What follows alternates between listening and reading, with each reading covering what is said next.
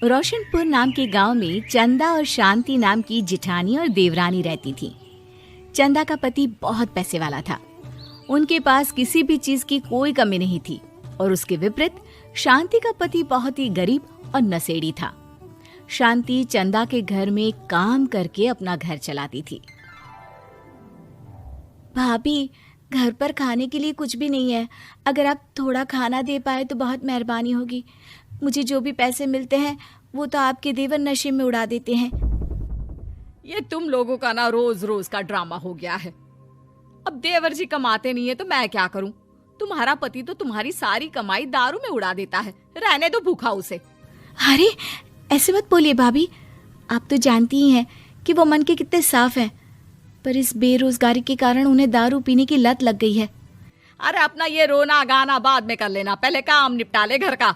मेरा और टाइम खराब ना कर। जा गेहूं पीस ले, फिर तुझे कपड़े भी धोने हैं। शांति रसोई घर में जाकर गेहूं पीसने लगती है।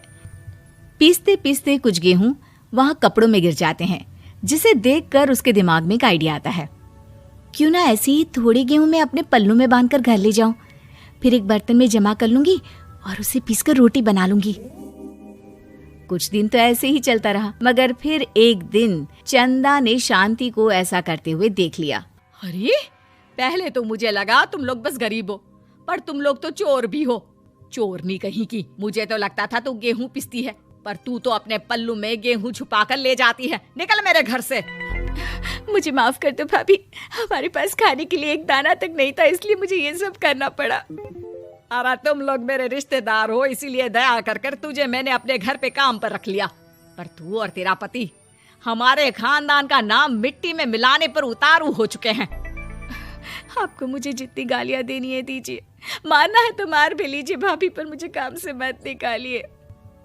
परिवार की बात है, वरना कोई और ऐसा काम करता ना तो धक्के मार कर कब से घर का बाहर निकाल दिया होता। रोते रोते शांति अपने घर चली जाती है, जहाँ उसका नशेड़ी पति कहता है, अरे कहाँ रह गई थी कामचोर? इतनी देर क्यों कर दी? आज पैसे लाई कि आज भी खाली हाथ वापस आ गई है? अपने हाथ दिखा। जरूर पैसे छुपा लिए ताकि मैं दारू ना पी पाऊं। नहीं जी, मैं आपसे क्यों छुपाऊंगी, और अभी आप दारू पीने की बात कर रहे हैं, उसी कारण तो आज हम लोगों की ये हालत हो गई है। किसी काम की नहीं है तू, बिना मार खाए समझेगी नहीं। रख, अभी तेरे होश ठिकाने लगाता हूँ। रामलाल शांति को बहुत मारता है। शांति का मन दुखी हो जाता है और वो गांव के तालाब के पास के एक पेड़ के नीचे बैठकर फूट फूट कर रोने लगती है। मैंने कभी किसी का बुरा नहीं किया, फिर भी भगवान मेरे साथ ऐसा क्यों कर रहा है? मैं तो रामलाल जी की फिक्र करती हूँ, फिर भी उन्होंने मुझे इतना मारा। तभी उसे एक आवाज सुनाई देती है, रोने की कोई जरूरत नहीं है बेटी, चिंता क्यों करती हो? ये आवाज कहाँ से आ रही है? शांति अपने आसपास देखती है, उसे कोई नहीं दिखता। वो ऊपर देखती है, जहाँ उसे एक छोटी सी परी दिखती है। आप कौन है? आप तो कोई परी लगती हैं। हाँ बेटी, मैं इसी पेड़ पर रहती हूँ। मैंने तुम्हारी सारी बात सुनी, अब तुम्हें फिक्र करने की कोई जरूरत नहीं। अपनी आंखें बंद करो। शांति आंखें बंद करती है और जादुई परी अपनी छड़ी घुमाती है। उसकी छड़ी घुमाते ही पेड़ के सारे पत्ते सुनहरे रंग के हो जाते हैं। परी उनमें से एक पत्ता तोड़ लेती है और फिर से अपनी छड़ी घुमाती है, जिसके कारण सारे पत्ते पहले की तरह साधारण से दिखने लगते हैं। आंखें खोलो बेटा। लो, इस पत्ते को ले जाकर अपने तकिए के नीचे रख देना। ये तो एक साधारण पत्ता है, इससे क्या होगा? ठीक है, अगर आप कहती हैं तो मैं इसे रख लेती हूँ। शांति उस पत्ते को लेकर अपने घर जाती है और अपने कमरे में तकिए के नीचे रखकर सो जाती है। सपने में उसे वही पेड़ वाली जादुई परी दिखाई देती है। बोलो शांति, क्या चाहिए तुम्हें?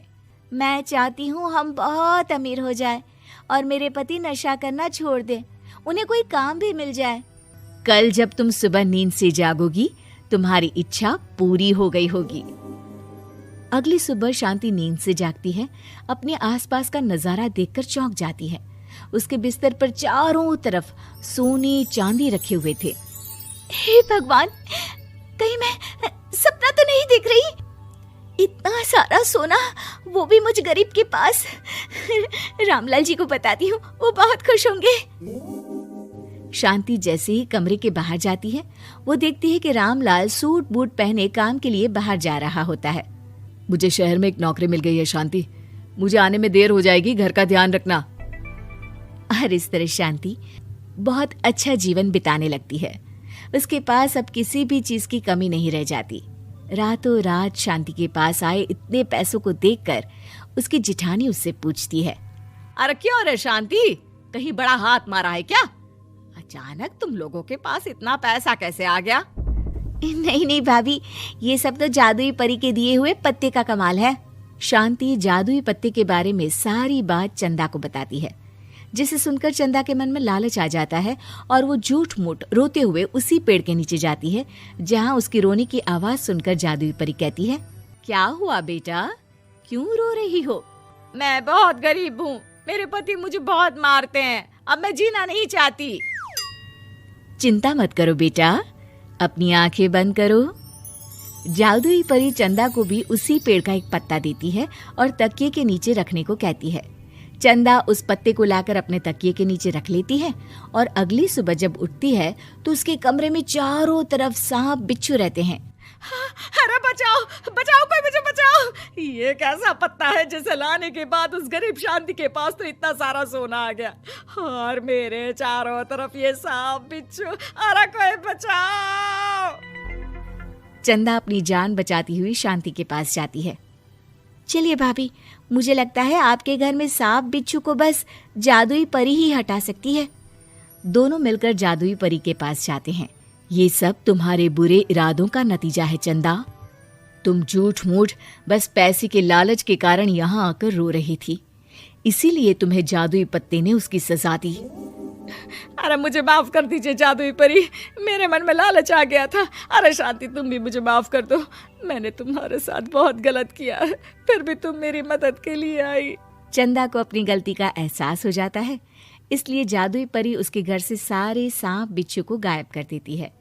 चंदा और शांति आपस में मिलजुल कर रहने लगती हैं।